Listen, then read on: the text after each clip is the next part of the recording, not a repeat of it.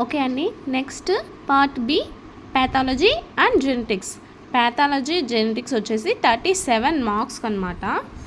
కానీ ఇప్పుడు ప్యాథాలజీకి వచ్చేసి 25 మార్క్స్, జెనెటిక్ వచ్చేసి 12 మార్క్స్కి డివైడ్ చేస్తారు. Write an essay on any one of the following. ఇప్పుడు ప్యాథాలజీకి వచ్చేసరికి మనకి ఎస్సే క్వశ్చన్స్ అనేటివి any one of the following అంటే 2 క్వశ్చన్స్లో 1 క్వశ్చన్కి ఆన్సర్ చేయాలి. చూద్దామా? 13th question, define thrombosis. Explain it causes and pathogenesis of thrombus formation.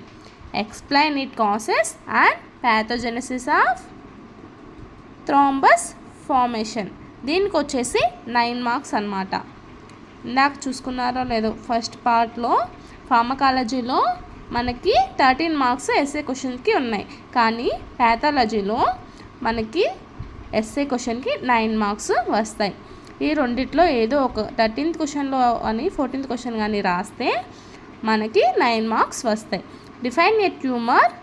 Explain the differences between benign and malignant tumours.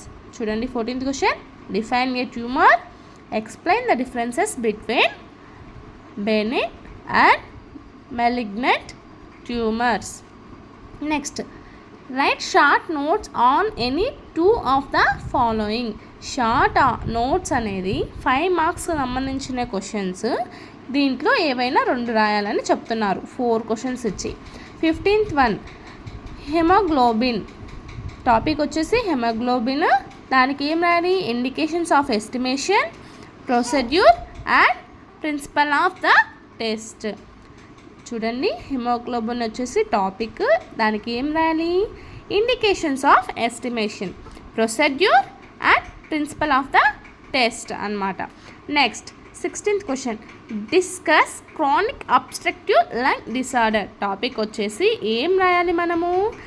Chronic obstructive lung disorder గురించి short notes అనేది రాయాలన్నమాట. నా పిల్ల ఓ అని ఎగురుకుంటూ నవ్వుకుంటుందండి. Okay, next 17th, describe ఎటియోపాథోజెనసిస్ of peptic ulcer.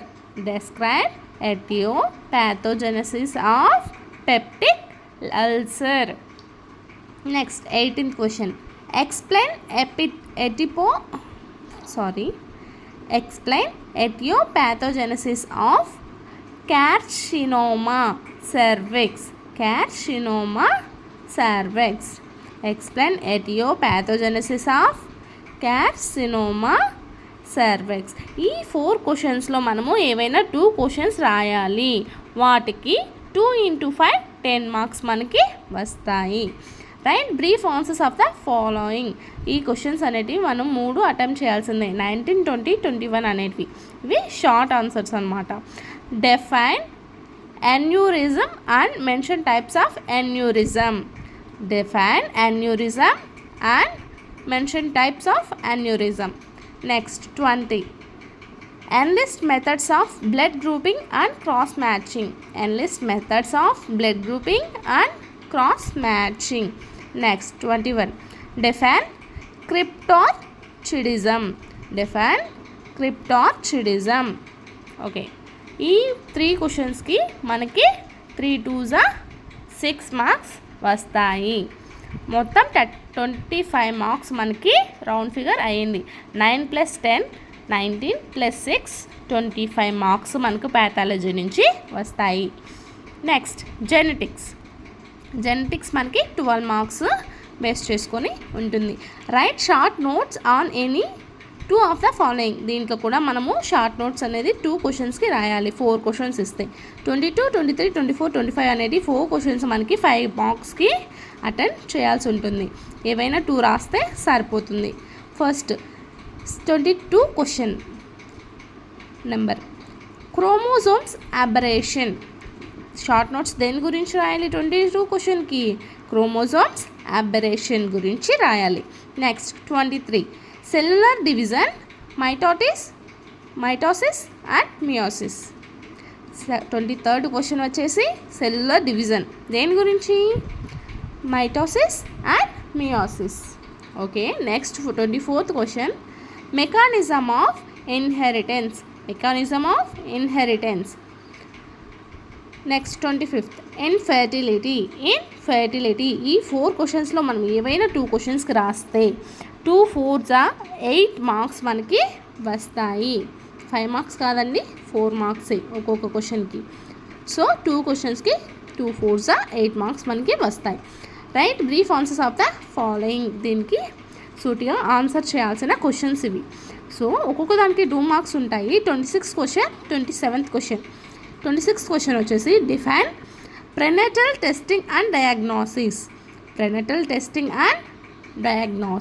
27th question, define screening of congenital abnormalities.